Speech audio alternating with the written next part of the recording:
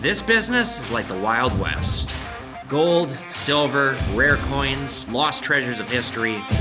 You never know what's gonna walk through that door. Okay, so you got 130 bucks here. Watch this.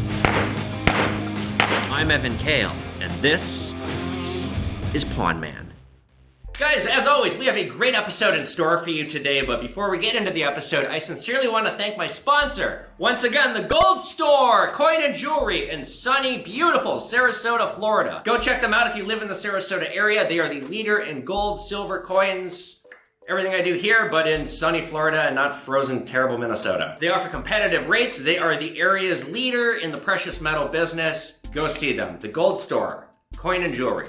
It is September 29th or 8th, so we're almost a month out from this craziness. It's calmed down, I'm doing better. My girlfriend, who does not live in Minnesota, is visiting me right now, and she saw me last night. She came in, she goes, God, you look like you've aged. Yeah, I honestly went from thinking that there's a good chance I could live to be 150 with medical advances to now thinking, oh, I'll be dead by I'm 65. For sure, this kind of stress. Okay, so here's what I want to show. I just got this today. So I just got this letter. I'll read it because this is helpful. Whoever sent this to me, thank you. Dear Mr. Kale, I can't begin to thank you enough for what you have accidentally done. Your video about the photo album indirectly educated millions of people who have never heard of the Nanking Massacre. Regardless of authenticity of the photo, the impact of sharing the message has been profound, especially to those whom have been walking around with a deep scar in their hearts for nearly a century. Again, thank you, all the best. And then, I don't know who sent this to me. The return address just says British Columbia, but this was really powerful. And I'm gonna keep this probably forever. Also, randomly, really good penmanship, like beautiful penmanship. I wish I could write like that. I write like, well, it doesn't matter. Doesn't matter how I write because nobody reads my writing. The joke on my books. What else do I want to say? So where I am right now, I'm actually about to call my lawyer. He's insanely busy, and like I said, he is doing me a favor here, so I understand that he has clients that are actually paying him his ungodly high hourly rate, and then there's me who's not paying him that full rate, but the Chinese consulate has been trying to get in contact with him, and now it's like, again, I can't be mad. The guy's doing me a favor, but it's like, dude, I just want to fucking get this book out of my life so that this internet crucifixion stops, and I can move on with my content of my life and stop having people commenting, what about the book? Did you scam everyone? You notice, it's only white people that are pissed at me. Chinese people, the people who actually had the genocide happen to them said good job. And the white people said shame on you.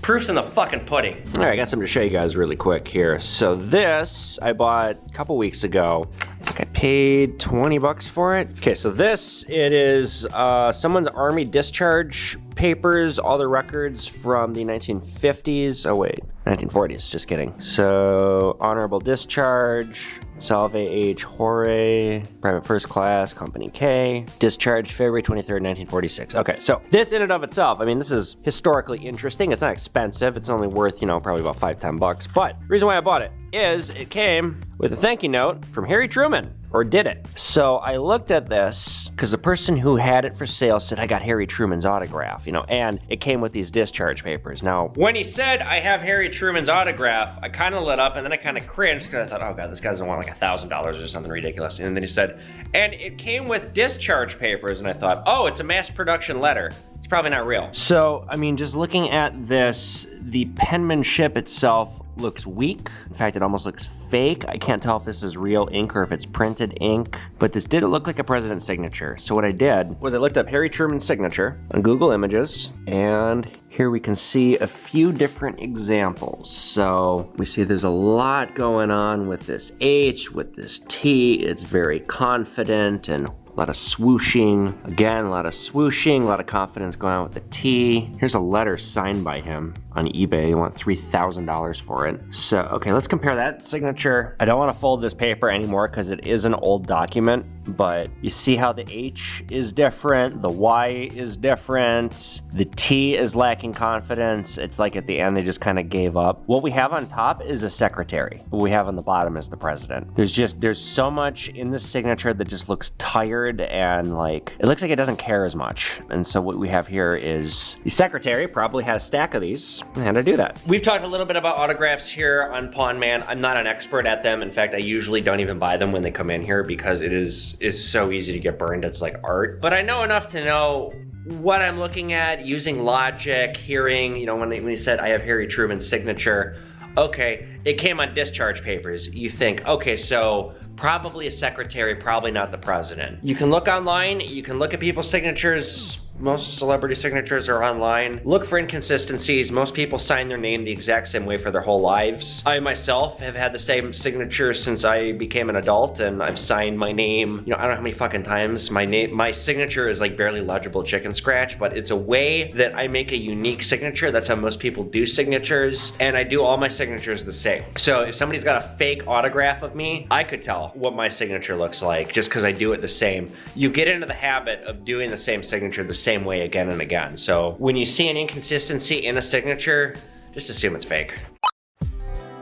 All right, what's the over-under that he's bringing us a fucking mirror? Is there something more than 100%? Guess who's coming? Come on, take your body, baby, to that conga. You know you can't control yourself any longer. You know, I could go out there and help him and speed this up, but I'd rather watch him suffer. This cocksucker bring us a mirror. How's it going? Howdy. Alrighty, there he is. How are you? Oh, I'm fabulous. How are you? Pretty good. I'm sorry, I'm not. I'm fabulous. Oh, That's all I am. I always am. to the best I can, ever, right? I want to say some more stuff out in the truck, too. Damn, Daniel. Actually, jewelry. What else you got? Oh, the same stuff that you saw in my truck before. I want you to buy some more stuff for me. I need money. Tiny amount of silver here. This is not gold. Want to go look in your van? Yeah, would you? And it's some of the same stuff that I want you to. I want you to buy something. What do you give me for that whole box? What do you give me, sir? I'll tell you in a minute. Calm down. I'm sorry. I got anxiety. Yeah, I know you do. Jesus Christ. I'm sorry, dude. Let's crack more pot. Take it from me. Get you $20 for the stuff. We go 30? No, this is mostly junk. Would you go 25? No, I'm gonna hold at 20. That's the most you can do, sir? That is the most I'm gonna do. Okay, it's most? That's the most. That's fine. Okay, you want me to take a peek out there? Yeah, I want you to look at my Okay, we are gonna take the fastest peek. All right, let's go out to the creepy man's truck. Take a look in the creepy man's truck. Oh look, it's the same mirror. Surprised you didn't bring it in. Okay, usual crap. Yep, ain't shit. We're gonna oh Jesus Christ. We're gonna take a picture to remember the day we spilled the paint. Mr. Matt called me his #1 helper. Slow and steady.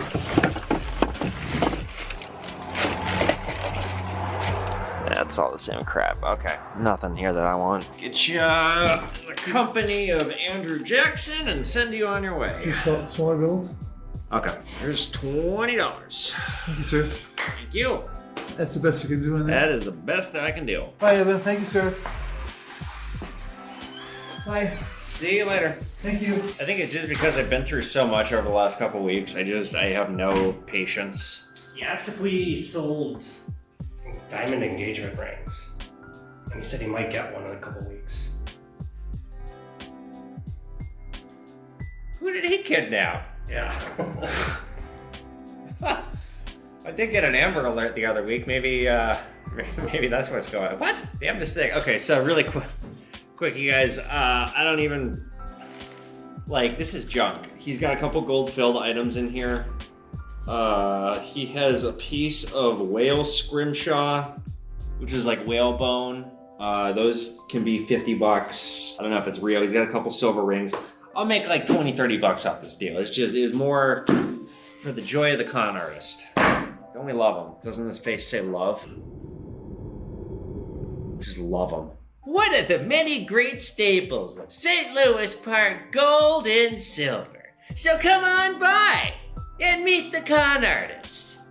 Alright, you guys, I got a 20-cent piece here. It was given to me by a follower. He's coming and picking it up a little bit later, but let's briefly talk about this unique coin, because I love coins that are not well known. A lot of you probably did not know that there was a 20-cent piece. I love coins that failed, like the trade dollar is my favorite American coin because it was a huge failure. I really like this coin because it was a big failure. Let's briefly talk about what it is and why it was made and why it didn't last. So in the 1870s, out in the West, the old Wild West, there was a coin shortage. It was very hard to live frontier life. And Senator John P. Jones, when he got elected in 1874, he was advocating for the striking of a 20-cent piece simply to add more coins to the economy out there, just so that there was another kind of coin out there. So he pressed, they made it, it was struck in 1875, it lasted until 1878, and then it was canceled. And most of them were melted down, all the ones that were still in treasury hands that had not yet been dispersed. Now, it was canceled for a couple reasons. Number one, it's a weird denomination, 20 cents. It was known as the double dime. That was a common nickname for it. But when you have a 10-cent piece and a 25-cent piece, why do you need a 20-cent piece? Why not a 15-cent piece? Why not a 18-cent piece? You know, it just, the denomination itself gets kind of weird. The coin itself, the design, it's not a terribly unique design. They basically just lifted two designs from other coins and they slapped it together on this one. And this coin was a failure, mainly because people thought it was a quarter. It's basically the same size, same design. You look, you see 20, and your brain just kind of fills in the gap and doesn't say 25, it says 20. So it was confusing the public. It's the biggest reason why it failed. But because they made this coin for only 3 years, now they are heavily sought after by collectors. I think they're really cool. The rarest one is the 1876 Carson City. There were less than 10,000 of them struck. Most of them were melted down. PCGS estimates there's only 20 of them known. So the 20-cent piece, a very short-lived coin in United States history. Kind of like the 3-cent piece. Got myself my Pawn Man vs. Con Man merch. I sound terrible right now because I'm having terrible allergies and I have to... Shit, I gotta do with a monologue today. Complain more, Evan. Okay. I also got an Oof Daddy sticker. She's gonna go... Okay, we're gonna go like this. Oof Daddy's going right there. Ow. Ow. Do you have a price in mind? I don't know. I just threw a bunch of stuff in the box. Okay, I was gonna say, because if you already know offhand what you might want, I don't know. Potentially we could fast track this. What the hell is this thing? Oh, that's cute. Right. Another one of the South African sets. I don't know what the hell to make. Mascots at the 08 Beijing Olympics. This is interesting. Oh, something's loose in there. Okay, this is fun. How much do you want for it? I don't know, like $8. Eat? Alright. I have half of mine to crack this out and spend it. It's not worth it. I'm not trying to be rude, but it irritates me when people are just pulling something completely out of their ass and 1792 If that's what you're gonna do, I'll go take it to a playground and then a kid can find it. Like, fuck you, Littleton Coin Company. Right. Seriously, No, I hate you guys that. are bastards. You want me to just throw it in the playground? Hey, I'll keep it. You want to give it to me? I'll keep it. I'll make a video. I'll do something with it. Okay, sure. All right, panels of different nations, coins. Figure it's gotta be a buck a sheet. A buck a page? Yeah. Yeah, I'll do that. So, okay, we got what do you want? 3, 4, 5, 6. I'm a respectable business person, sir. You're professional. 11. A true professional. 12. This is the off hours, apparently. 13. I love my job. Okay. Encased in the... Interesting. It's like poured in there. That's how they issued it. Actually, I still have my South Korea set that I bought from you from like... The same sort of thing? 7 months ago. Yeah, but the other one was in worse condition. I don't know, $5. Give me 6. All right, fine. Have your 6. $486. Okay, so that was interesting. Let's take a look at what I just bought. So he's the guy, he combs flea markets, and he must travel a lot. He has all kinds of stuff. It's all numismatic boomer shit stuff. Plastic sets, or these like weird like foreign sets that are collectible. 2001, oh, Canada! You know, like weird silver coins like this, but some of these sets that he has are rare and expensive. I purchased sets from him where I paid $5-10 and I get upwards of 150. What I'm most excited about, honestly, and I don't know, I gotta look into this, but this set here, this '08 Beijing Olympics set, this could be expensive. Anything Olympics has potential to be very expensive, and just, I've never seen this set before. It's in Chinese. We'll look it up in a minute here, but this was almost an $800 deal. I might get double. I mean, he sold me this in melt. I could stick this on eBay and get 30 bucks for it. As you guys know, we talk a lot on this program, not just about gold, silver, coins, and currency, but just general aspects of business. Customer service is really big for me. I've worked in customer service for, let's see, I've been working customer service basically since 2009, and I still do. So I've done all kinds of stuff. I worked in restaurants, I've worked as a full-time Uber driver, as a waiter, as a bartender, I've worked in retail. There's something that is very important with customer service that I want to talk about, and that is professionalism within a transaction and where you draw a line as a merchant. So, or just what's appropriate and what's not. One thing in particular I want to talk about is professionalism when you engage a customer or when you're engaging a merchant, how to conduct yourself. So let me tell you guys a story. When I worked for the old man a couple years ago, this older gentleman came in and he had some gold and I made him an offer and he's like, I'm gonna shop it around, and he left. And he came back maybe 3 weeks later, and the price of gold had changed, and as I'm going through the same stuff, and like I kind of recognized him, but like I wasn't sure if it was the same, because I see a lot of people, and there's nothing noteworthy about my interaction with him the first time. Well, as I'm going through his stuff, I noticed that one of the things that I was going to pay him on the first time is actually not gold. I hadn't properly tested it. So between the price changing and the fact that this item wasn't gold, I had a new offer for him, and he's like, well, you offered me, it was like, you offered me like 300 last week, or a couple weeks ago. And I was like, well, yeah, but I didn't realize that this wasn't gold, so you probably should have taken it then, and the price changed. So you probably should have taken my offer then. And this guy got really pissed, and he started swearing at me.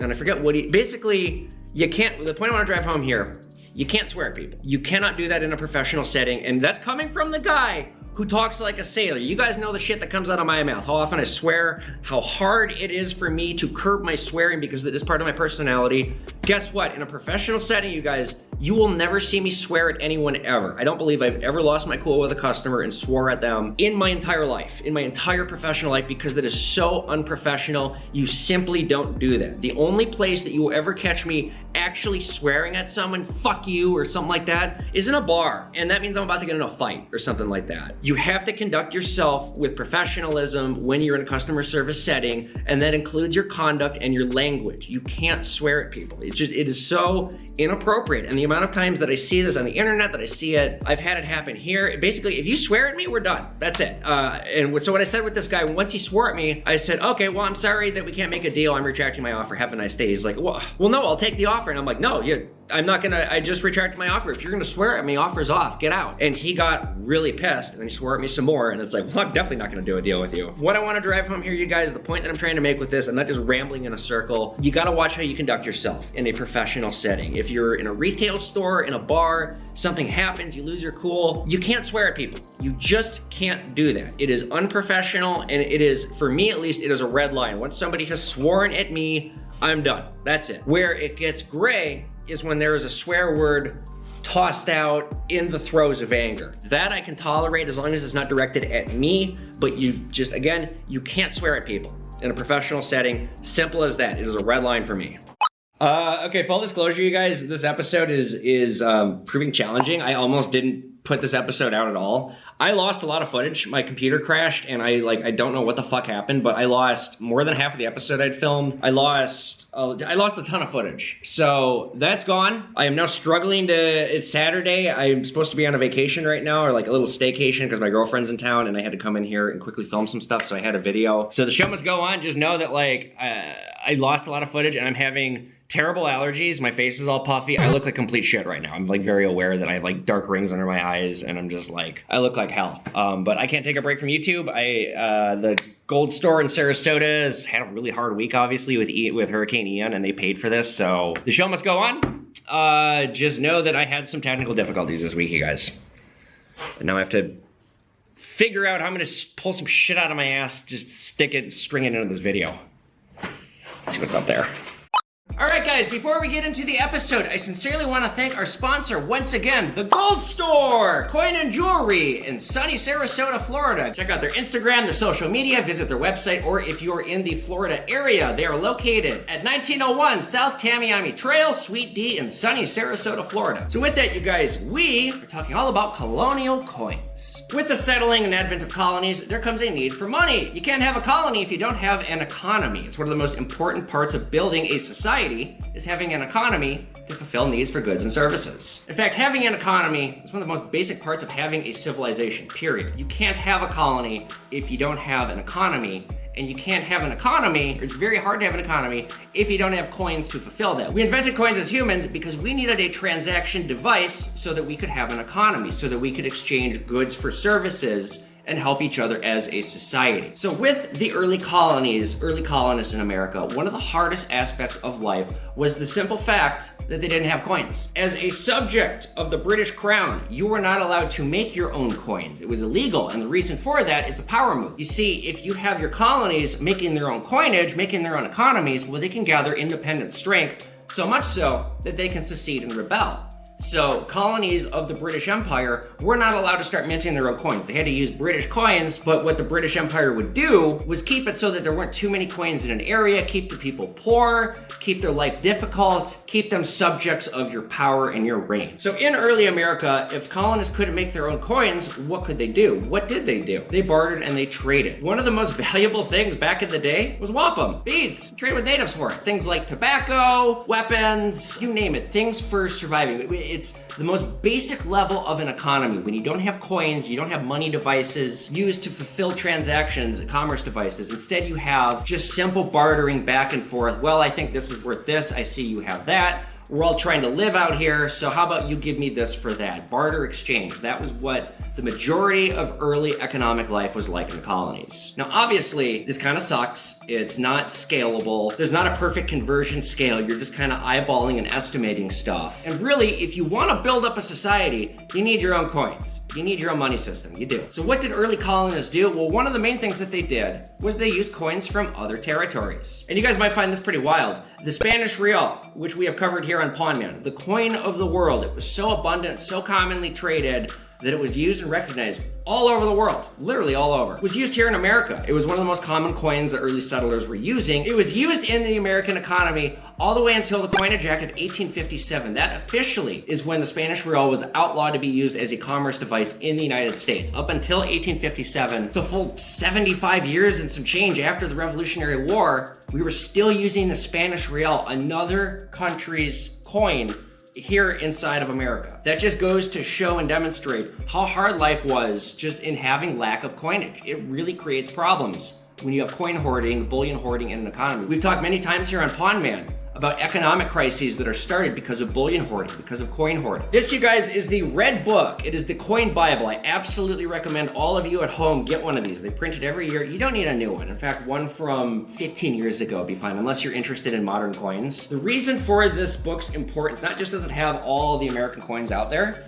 but the first 30, 40 pages, you get a telling of the history of American coinage and the telling of colonial times coinage, how we made our own coins. It's a very fascinating read. It's very important to understanding the significance, the history of US coins, and just how difficult early life was for settlers. So this, like I said, was a huge problem for early settlers, not having coins. It just made life difficult, and the fact that they weren't allowed to make them, it just pissed everyone off. So you know what they said? A lot of times they just said, fuck it, and they made their own. One of my favorite coins, probably actually my all-time favorite coin, it is the late 1650s Lord Baltimore shilling. Basically, Lord Baltimore, the governor of Mary's Land, which later became what is now known as Maryland, looked and saw that the people living in his territory were having a lot of difficulty economically not having coins, and there just were not enough coins to go around. You see, it wasn't easy to ship coins over here. You know, back in the day, getting to America was really tough. Dangerous. Take a long period of time, you may not make it. There weren't a whole lot of boats coming over, so the amount of coins that were flowing into the colonies,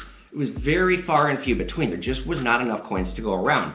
So Lord Baltimore looked out on his people and he said, fuck it, people in my territory need coins. So he minted his own coins to the ire of the British with his own face on them. It says, this is so amazing, Lord of Mary's Land, the Lord Baltimore shillings as they are known. Such a badass move, and the dude put his own face on the coins. I just love the story. But unfortunately, people like Lord Baltimore were far and few between. Most people didn't want to fuck with the British back then. It took for the late 1700s for the colonists to really start standing up to them. So 100 years earlier, people making their own coins were far and few between. What would happen if colonists did make their own coins, it'd be very much like a token, kind of like a hard times token we've talked about. It is a coin, and I have a 1773 halfpence here. I don't know if it's real or not, but they would make their own coins similar to this.